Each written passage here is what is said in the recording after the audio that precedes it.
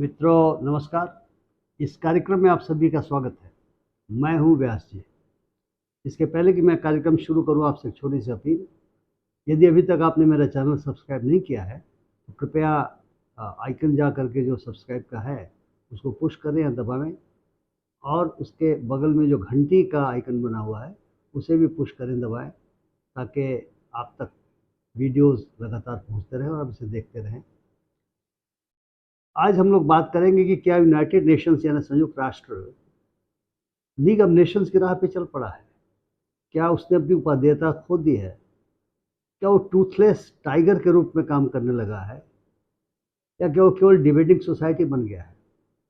संदर्भ ये है कि दुनिया में दो जगह युद्ध की स्थिति है, युद्ध हो रहा है और भयानक ढंग से युद्ध हो रहा है। हमास इजराइल के बीच जो युद्ध हो रहा है वो मानवता कांप रही है। वो बिल्कुल ह्यूमैनिटेरियन कैटास्ट्रॉफी की स्थिति में पहुंच गया है। बच्चे मर रहे हैं, अस्पतालों में बम्बार्डमेंट हो रहा है। उसके पहले 7 अक्टूबर को बच्चों, महिलाओं, बूढ़े नागरिकों सबको हमास के लोगों ने मार डाला, उनके लड़ाकों ने मार डाला। और अब गाज़ा पट्टी की स्थिति बड़ी भयावह हो गई है। और वे पहले तो ओपन जेल कहा जाता था, अब एक ऐसा जेल हो गया है, चारों तरफ लगता है कि कातिल तैनात हैं और निकलने की राह लोगों को सूझ नहीं रही। वो निकल नहीं सकते, निकलेंगे तो मारे जाएंगे। खाने के लिए अनाज नहीं है, पीने के लिए पानी नहीं है, बिजली नहीं है, फ्यूल नहीं है, दवाइयाँ नहीं हैं।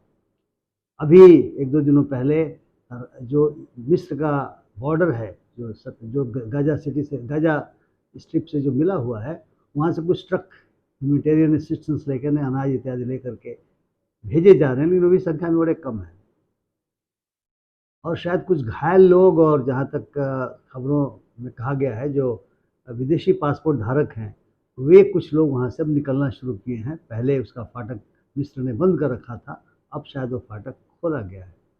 इसके साथ साथ यूक्रेन और रशिया में लंबे समय से युद्ध हो रहा है। दोनों ओर से मिसाइलें चल रही हैं, नागरिक मारे जा रहे हैं, फौजी ठिकाने तो खैर बर्बाद हो ही रहे हैं, इंफ्रास्ट्रक्चर बर्बाद हो रहा है। और यूनाइटेड नेशंस के स्तर से क्या हो रहा है ये कुछ पता चल नहीं रहा है, या अगर कुछ हो रहा है इतना प्रभावी नहीं है कि दोनों जगहों पर युद्ध बंद हो जाए। अब थोड़ा समझें कि लीग ऑफ नेशंस और यूनाइटेड नेशंस, इन दोनों को जो बनाया गया था उसके पीछे कारण क्या था, और लीग ऑफ नेशंस कैसे ख़त्म हो गया, और किस प्रकार से यूनाइटेड नेशंस भी उसी की राह पर मुझे लग रहा है कि चल रहा है। पहला जो विश्व युद्ध हुआ था उसने दुनिया को झकझोर कर रख दिया था, और आप जानते हैं ट्रीटी ऑफ वर्साई के बाद वो युद्ध बंद हुआ था, क्योंकि जो मित्र देशों की सेनाएं हैं उसने जर्मनी और उसके साथियों की सेनाओं को परास्त कर दिया था। लेकिन उसके बाद दुनिया के बहुत सारे देशों ने मिल करके लीग ऑफ नेशंस की स्थापना की। हालांकि उसमें यूनाइटेड स्टेट्स ऑफ अमेरिका नहीं था, और सोवियत रूस को तो उसमें आने ही नहीं दिया गया। बहुत सारे कारण रहे होंगे, चूँकि पश्चिमी देशों का उसमें दबदबा था। और लीग ऑफ नेशंस भी इसी बात के लिए बना था कि दुनिया में जो युद्ध होगा उसे नहीं होने दिया जाएगा, पहले ही उसको रोका जाएगा, और अंतर्राष्ट्रीय स्तर पर जो शांति और सुरक्षा का माहौल है उसे कायम रखा जाएगा। और इसके लिए दुनिया के जो विभिन्न देश हैं वे आपस में मिले थे, उन्होंने निर्णय लिया था ऐसा करने के लिए। लेकिन कुल मिला के स्थिति यह हो गई कि उस लीग ऑफ नेशंस को फ्रांस और ब्रिटेन का सहयोग मिलना धीरे धीरे बंद हो गया। हिटलर ने उनकी बात नहीं मानी, जापान ने विड्रॉ कर लिया, क्योंकि मंचूरिया पर जापान ने हमला किया था और मंचूरिया को जीत लिया था, जिसके विरोध में यूनाइटेड नेशंस में प्रस्ताव पास हुए थे। जापान को नागवार गुजरा, क्योंकि वो नया उभरता हुआ ताकत था, इंपीरियलिस्ट ताकत तो बन गया था। इटली ने भी अबिसिनिया पे हमला किया, और उसने यूनाइटेड नेशंस की बात नहीं, लीग ऑफ नेशंस की उसने बात नहीं मानी। और इस प्रकार से स्थिति आ गई कि फिर लीग ऑफ नेशंस की उपाध्यता खत्म हो गई, और वो एक तरीके से दूसरा विश्व युद्ध शुरू होते होते वो बिल्कुल पेपर टाइगर बन गया, कागज पर आ गया, खत्म हो गया।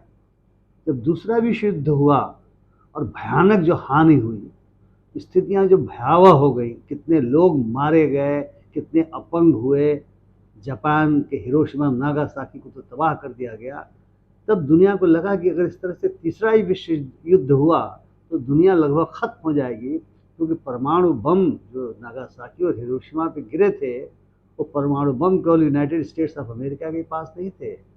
अब वो United states, union of Soviet socialist Republic, जिसको आज की तारीख में हम रशिया कहते हैं, क्योंकि यूएसएसआर खत्म हो गया, उसके तमाम जो रिपब्लिक्स थे वे अलग अलग स्वतंत्र देश बन गए, और रशिया को ही उसका उत्तराधिकारी अब माना जाने लगा। तो जो यूएसएसआर था उसने भी परमाणु बम बना लिया था। इसलिए दुनिया को लगा कि अगर परमाणु युद्ध हुआ, नाभिकीय युद्ध हुआ, तो दुनिया तबाह हो जाएगी। इसलिए एक कॉन्फ्रेंस हुआ इंटरनेशनल पीस पे, एक कॉन्फ्रेंस हुआ सैन फ्रांसिस्को शहर में जो यूनाइटेड स्टेट्स ऑफ अमेरिका में है। और उस कॉन्फ्रेंस के अंत में 26 जून 1945 को एक चार्टर साइन हुआ जिसको हम यूएन चार्टर कहते हैं, संयुक्त राष्ट्र का चार्टर कहते हैं। उसका जो प्रेम्बिल है, प्रस्तावना है, उसमें कहा गया कि जो दुनिया के विभिन्न देश हैं वो जो युद्ध की विभीषिका अभी हुई है, ये कोशिश करेंगे कि दुनिया में शांति रहे, युद्ध दोबारा नहीं हो, क्योंकि तीसरा विश्व युद्ध हो जाएगा। 2 विश्व युद्ध दुनिया झेल चुकी है। और जो मानवीय गरिमा है उसकी रक्षा के लिए, जो ह्यूमन राइट्स हैं, जो मानवीय अधिकार है, उसकी रक्षा के लिए सबने अपने संकल्प को दोहराया। और इसी प्रकार से अंतर्राष्ट्रीय शांति सुरक्षा की बात कही गई प्रस्तावना में। और इस प्रकार से जो चार्टर है एक तरीके से इंटरनेशनल लॉ को डिफाइन भी करता है कि अगर युद्ध की स्थिति आती है तो किस प्रकार से सिक्योरिटी काउंसिल या सिक्योरिटी काउंसिल के बीच में यदि एकता नहीं स्थापित होती है तो फिर जनरल असेंबली किस प्रकार से कार्रवाई करेगी। 1950 में, खास करके नवंबर 1950 में, जब स्थिति ऐसी उत्पन्न हो गई, खास करके कोरिया वार के संदर्भों में, कि देखा गया कि सिक्योरिटी काउंसिल उस युद्ध को बंद कराने के बारे में कोई फैसला नहीं ले पा रही है, क्योंकि यूएसएसआर उसके समर्थन में नहीं था। आप जानते हैं नॉर्थ कोरिया और साउथ कोरिया के बीच युद्ध हुआ था, और आप जानते हैं कि ये दोनों देशों का बंटवारा हुआ था। बहुत सारे लोग मानते हैं कि यह भी पश्चिमी देशों की एक साजिश का हिस्सा था। तो खैर, जो भी भू राजनीतिक स्थितियाँ उस समय की रही हों, एक यूनाइटिंग फॉर पीस रेजोल्यूशन पारित हुआ जिसको 377A कहा जाता है। उसमें कहा गया कि यदि यूनानिमिटी नहीं हो सिक्योरिटी काउंसिल में तो उस दशा में यूएन जनरल असेंबली प्रस्ताव पास करेगी शांति के लिए, और वह चाहे तो सेना भी भेज सकती है। हालांकि जो यूएन चार्टर का आर्टिकल 10 है उसके अनुसार अगर किसी मामले में सिक्योरिटी काउंसिल विचार कर रही हो तो जनरल असेंबली उस पर चर्चा नहीं कर सकती। और वह फौज भेजने के अलावा अन्य बहुत सारे, जैसे सैंक्शन हो गया, या अपने मेंबर स्टेट्स को कह सकती है कि जो युद्धरत देश हैं या जो एग्रेसर देश है वहाँ से अपने एम्बेसी को बंद कर लें। यानी जिसको कह सकते हैं कि नन वार जो बहुत सारे मेजर्स हैं वो ले सकती है 50 में हुआ। लेकिन जो यूनाइटेड नेशंस बना तो उसमें सबसे महत्वपूर्ण स्थान दिया गया जहाँ तक पीस और सिक्योरिटी का सवाल है, सिक्योरिटी काउंसिल का, और जिसमें 5 परमानेंट मेंबर रखे गए। और मैं मानता हूँ कि यहीं से इस बात के बीज पड़ गए कि यदि पांचों में एकता नहीं होगी तो फिर विश्व शांति की बात करना व्यर्थ हो जाएगा, क्योंकि इन पांचों को वीटो राइट दिया गया। ये कहा गया जो भी प्रस्ताव पास होंगे इन पांचों की सहमति आवश्यक है। और इनके अलावा 10 नॉन परमानेंट मेंबर्स भी रखे गए जो 2-2 साल के लिए चुन करके आएंगे जनरल असेंबली में। सारे देश सदस्य, जो भी सदस्य देश हैं, वे सारे उसके मेंबर हो सकते हैं। लेकिन सिक्योरिटी काउंसिल के सामने जहाँ तक शांति का सवाल है, जनरल असेंबली की अहमियत बहुत ही कम रखी गई। इसके अलावा एक आध और चीज़ें यूनाइटेड नेशंस में है। For example international court of justice है जो अंतर्राष्ट्रीय मसलों पे जिसको रेफ़र किया जाता है तो वो फैसले करता है। और उन फैसलों को मानना न मानना कई बार ऐसा देखा गया है कि देशों के ऊपर निर्भर करने लगता है, परंतु चूंकि दोनों देश यदि आते हैं उसके समक्ष उपस्थित होते हैं तो आमतौर से उन फैसलों को मानते हैं। यदि बैकआउट कर दिया, उपस्थित नहीं हुए, तो कोई विकल्प उसके पास बचता नहीं। इकोनॉमिक एंड सोशल काउंसिल है और ट्रस्टीशिप काउंसिल, उसके 5 इस प्रकार से अवयव है। ऐसा देखा गया कि जब विभिन्न मामले हुए तो कई बार सिक्योरिटी काउंसिल और जो जनरल असेंबली है उसने बड़ा इफेक्टिव रोल अदा किया, लोगों को समझाने बुझाने का काम किया। 2 घटनाएं मैं आपके सामने रखना चाहूँगा। जब क्यूबा में मिसाइल क्राइसिस हुआ था उस समय यूथान जनरल असेंबली के महासचिव थे, यानी यूनाइटेड नेशंस के महासचिव थे। और यूथान ने स्वयं व्यक्तिगत रूप से कैनेडी से मिल करके और यहाँ पे जो खुर्शेव समझौता थे उनसे मिल करके शांति की अपील की और समझाने बुझाने में कामयाब हो गए। और ये दोनों समझ गए और बहुत बड़ी क्राइसिस हो सकती थी। दोनों के युद्धपोत और एक पनडुब्बी एक दूसरे पर, दूसरे देशों पर मिसाइल दागने के लिए, जो परमाणु मिसाइल था, तैयार थे। लेकिन उसको रोक दिया गया उस समय, उनके हस्तक्षेप से ये रुका। दूसरी बार सुएज कैनल, जो सुएज कैनल की क्राइसिस हुई, उसमें आप को शायद जानकारी हो कि इजराइल ने भी अपनी फौजें भेजी थी और उसके साथ साथ यूनाइटेड किंगडम और फ्रांस ने भी अपनी फौजें भेजी थी। सब चाहते थे कि जो नासिर हैं, जो मिस्र के राष्ट्रपति थे, इनको सत्ता से उतार फेंका जाए। और सुएज कैनल जिसका नेशनलाइजेशन उन्होंने किया था, सुएज कैनल की कंपनी थी, प्राइवेट कंपनी, उसका राष्ट्रीयकरण कर लिया था, उस राष्ट्रीयकरण को ख़त्म कर दिया जाए और सुएज कैनल सबके लिए खोल दिया जाए। लेकिन उस समय भी यूनाइटेड नेशंस ने हस्तक्षेप किया और हस्तक्षेप का परिणाम यह हुआ कि अमेरिका यानी यूनाइटेड स्टेट्स ऑफ अमेरिका और यूएसएसआर दोनों ने हस्तक्षेप करके और इन फौजों को वहाँ से हटवाया। ये स्थिति थी कि युद्ध की जो स्थिति थी वो टल गई। लेकिन अभी देखा जा रहा है कि इराक पर जब अमेरिका ने हमला किया वेपन्स ऑफ मास डिस्ट्रक्शन के नाम पे, यूनाइटेड नेशंस चुप रहा, और अगर चुप नहीं रहा तो इफेक्टिव नहीं रहा, कुछ कर नहीं सका। लीबिया पर हमला किया, किसी न किसी बहाने उसने हमला किया, क्योंकि पहले यूएसएसआर के रहने पर वर्ल्ड को माना जाता था कि यह यूनिपोलर नहीं है, इसके टू पोल्स थे, बड़े महत्वपूर्ण दो पोल थे। अगर एक कुछ करता था तो दूसरा चेकमेट करने के लिए आ जाया करता था, क्योंकि कोल्ड वार की स्थिति थी। तो भले ही उस समय नाटो बन गया था, जो कम्युनिस्टों के प्रसार को रोकना चाहता था, कम्युनिज्म को रोकना चाहता था, रशियन इन्फ्लुएंस को रोकना चाहता था, लेकिन उसके कुछ समय बाद वार्सा पैक्ट के भी देश बन गए, वो भी फौजी, जैसे नाटो फौजी है वैसे वार्सा पैक्ट के देश फौजी रहे, और ये दोनों एक दूसरे को चेकमेट करने के लिए थे। कोल्ड वार खत्म होने के बाद और जब यूएसएसआर बिल्कुल समाप्त हो गया, तब ये बिल्कुल यूनिपोलर वर्ल्ड बन गया। और यूनिपोलर वर्ल्ड का ही नतीजा है कि यूनाइटेड स्टेट्स और उसके जो सहयोगी देश हैं, उन्होंने अपने भू राजनीतिक हितों की रक्षा के लिए जब जो चाहा किया, अफगानिस्तान में घुस गए। हालांकि माना जा रहा था कि अफगानिस्तान में उनका घुसना लाजमी था, लेकिन आप जानते किस परिस्थिति बांध निकले। उसके पहले वो वियतनाम में घुस गए। वो तो वियतकांग गुरिल्लों और वहाँ की कम्युनिस्ट पार्टी की बहादुरी का सबब है, बहादुरी के कारण उन्होंने इनको उखाड़ फेंका, वहाँ से निकाल फेंका, और यूनाइटेड स्टेट्स ऑफ अमेरिका को बहुत बड़ी हार का सामना करना पड़ा। अगर आप वाशिंगटन डीसी जाएंगे तो वहाँ पे जो वाशिंगटन मॉल कहते हैं, एक तरफ सीनेट है और दूसरी तरफ उनकी अब्राहम लिंकन की बहुत आदमकद प्रतिमा बैठी हुई है कुर्सी पर, उसके बीच के स्थान को कहते हैं। वहाँ वियतनाम वार का एक मेमोरियल लगा हुआ है और उसमें लिखा हुआ है, उन लोगों का नाम लिखा हुआ है, उन युवकों युवतियों का नाम लिखा हुआ है जो अमेरिकी फ़ौज में थे और जो वियतनाम के युद्ध में मारे गए। रोज़ शाम को उनके परिवार के लोग और अन्य लोग वहाँ पे आकर के मोमबत्तियाँ जलाते हैं, ये मैंने स्वयं देखा हुआ है। तो वियतनाम वार हो गया। अभी जो स्थिति है वो यह है कि इतनी बड़ी मानवीय त्रासदी उत्पन्न हो गई है गाज़ा में, और 7 अक्टूबर को भी जो हुआ उसको भी क्षमा नहीं किया जा सकता, लेकिन इसका बदला इतना ज़्यादा भयानक ढंग से होगा। इसको वाइल्ड जस्टिस कहा जाता है। बेकन ने ऐसे रिटेलिएशन को, इस तरह के बदले की कार्रवाई को वाइल्ड जस्टिस कहा है, जिसका कोई रिस्ट्रेन नहीं है, कोई न तो नैतिक रूप से किसी को रोका जा पा रहा है, न किसी को कानूनी रूप से रोका जा रहा है, न किसी की आत्मा बच्चों के मारे जाने, स्त्रियों के मारे जाने से उबल रही है, और जो लोग भूखों मर रहे हैं उनके लिए उबल रही है।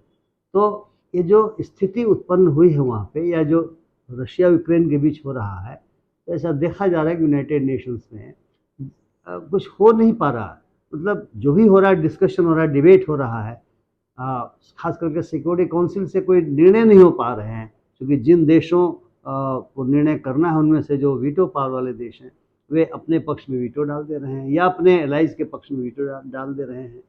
अब मानना है आज की तारीख में, अगर हम चर्चा करें गाज़ा की घटना के बारे में, कि अमेरिका का मानना है कि नहीं, जो हो रहा है ठीक हो रहा है। हालांकि 1-2 दिनों पहले जब वहाँ के राष्ट्रपति अपने चुनाव में प्रचार के लिए निकले हुए थे, तो उस समय किसी रब्बी ने, जो इजराइल के रब्बी होते हैं, पुजारी लोग होते हैं, पुरोहित होते हैं, उन्होंने चिल्ला के कहा कि आप इस तरह कर रोको, ये लोग मारे जा रहे हैं।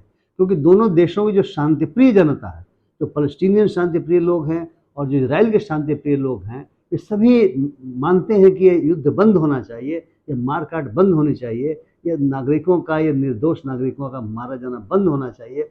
250 के आसपास जो इजराइल के नागरिक हैं, इसमें विदेशी नागरिक भी शामिल हैं, वो बाकायदा कैदी बना लिए गए हैं, बंधक बना लिए गए हैं। उनके जो परिवार के लोग हैं, उनके जो मित्र हैं, रोज़ इजराइल की सड़कों पर आप देखेंगे वे मूक रूप से आते हैं और हृदय द्रवित कर देने वाली स्थिति दिखलाई पड़ती है। और गाज़ा की तो खैर कहना ही क्या है, जो मलबे बिखरे हुए हैं, जो मारे जा रहे हैं, जो बच्चे जो हैं सो माताएं और उनके पिता और भाई उनकी लाशों को जब हाथों में दबाए हुए निकलते हैं, तब आपको देख करके मर्माहत हो जाते हैं। ये बात अब भारत के मीडिया में नहीं आपको दिखलाई पड़ेगा, चैनलों में, क्योंकि यह तो एक राग नया आलाप रहा है। इनको तो पता नहीं इसमें से कौन से लोग पैदा हो गए हैं जिनका कहना है कि यदुवंशी लोग ही यहूदी बनने गए थे और ये वहाँ पर भी हिंदू मुसलमान वाले एंगल ला रहे हैं और हिंदू के रूप में यहूदियों को पेश कर रहे हैं। तो खैर ये तो अलग किस्म के प्राणी हैं, इनकी बात ना करें। बट फ्रांस 24 देखें, DW देखें, तो उसमें आपको ये सब दृश्य दिखाई पड़ेंगे, बिल्कुल दिल को दहला देने वाले दृश्य दिखाई पड़ेंगे और यूक्रेन और रशिया के संदर्भों में दिखलाई पड़ेंगे। तो मैं देख रहा हूँ कि जनरल काउंसिल ने कहा कि साहब ह्यूमैनिटेरियन पॉज होना चाहिए, लेकिन उसका भी विरोध इजराइल ने किया। उसके राजदूत ने तो जनरल सेक्रेटरी को कहा कि उनको इस्तीफा दे देना चाहिए, क्योंकि उन्होंने कहा कि हमास का हमला जो है वो अचानक नहीं हुआ है। वो 1967 के बाद से जो स्थिति गाजा में पैदा हुई है, वो जो सफोकेटिंग ऑक्यूपेशन है, उसके खिलाफ जो गुस्सा है वो भड़का है। हालांकि उसने कहा कि लेकिन इसका मतलब नहीं है कि जो कुछ हमास ने किया उसे जस्टिफाई किया जा सकता है। लेकिन इजराइल का राजदूत बिगड़ गया और उसने कहा कि नहीं, इसको इस्तीफा देना चाहिए, हम बर्बाद कर देंगे, ये कर देंगे, वो कर देंगे, ऐसी चीज़ें चलती रही। तो मुझे लगता है कि जनरल असेंबली के इस रिजोल्यूशन का भी कोई मतलब नहीं। यूनाइटिंग फॉर पीस के लिए जो रिजोल्यूशन अभी तक तो पास हुआ नहीं, क्योंकि सिक्योरिटी काउंसिल में लगातार बहसें चल रही हैं, तमाम देश अपनी बातें कह रहे हैं। यूनिसेफ के जो प्रतिनिधि हैं या उसका अध्यक्ष हैं, उन्होंने जो ब्रीफिंग किया है, वो बच्चों की दर्दनाक स्थिति का वर्णन किया उन्होंने। जो रिलीफ के एजेंसी के जो चीफ हैं, उन्होंने कहा कि बताइए हालत ये हो गई है कि साहब न दवाइयाँ हैं, न खाने का सामान है, न पीने का पानी है, न बिजली है। ये तो बिल्कुल जेल बना दिया, और ऐसा जेल बना दिया जहाँ मौत के अलावा कुछ है, तो हेल है, लिविंग हेल बना दिया है। इस प्रकार से विभिन्न एजेंसियों ने यूएन की उन्होंने ब्रीफिंग किया है, लेकिन उस ब्रीफिंग का लगता कोई असर पड़ नहीं रहा है। अगर कोई प्रस्ताव मान लीजिए रूस ने दिया, अमेरिका विरोध में है, अमेरिका ने दिया, रूस विरोध में है, इसलिए शांति का जो प्रयास है वो उस प्रकार से दिखाई नहीं पड़ रहा है सिवा डिबेट के। इसलिए कई बार ऐसा लग रहा है कि क्या लीग ऑफ नेशंस जैसे मर गया, खत्म हो गया, उसी प्रकार से यूनाइटेड नेशंस ऑर्गेनाइजेशन भी खत्म हो जाएगा, मर जाएगा, या इररिलेवेंट हो जाएगा, उसकी कोई बात नहीं मानेगा। अगर ये स्थिति होगी तब तो दुनिया बड़ी भयावह होल जिसको कहेंगे, अंधकूप कहेंगे, उस अंधकूप में चलती चली जाएगी, या ब्लैक होल जिसको कहते हैं उसमें चलती चली जाएगी। और तब शांति सुरक्षा की बात, विश्व शांति सुरक्षा की बात कहना बेकार हो जाएगा। तब यही होगा कि एक आंख के बदले दूसरे की आंख निकाली जाएगी, एक सिर के बदले दूसरे का सिर कलम कर दिया जाएगा, एक पाँव के बदले दूसरे का पाँव, एक हाथ के बदले हाथ, और दुनिया अंधे, लंगड़े, लूले और ऐसे लोगों से भर जाएगी जिनका सिर नहीं होगा, ऐसे वो भूत की तरह से घूमते पाए जाएंगे। स्थिति भयावह होगी। इसलिए दुनिया को सोचना है, हम सभी को सोचना है, आपको सोचना है कि साहब ये United Nations Organisation effective role play करे और अपने भू राजनैतिक हितों को छोड़ करके ये जो महाशक्तियां कही जाती हैं वे मानवता के पक्ष में खड़ी हों, इन दोनों युद्धों को रुकवाएं और बातचीत के माध्यम से इन समस्याओं का समाधान निकालें। मित्रों, यदि आपको मेरी बात पसंद आई हो, वीडियो पसंद आया तो कृपया लाइक करें, शेयर करें। जैसा मैंने कहा, मेरे चैनल को सब्सक्राइब करना ना भूलें। बहुत बहुत धन्यवाद। नमस्कार।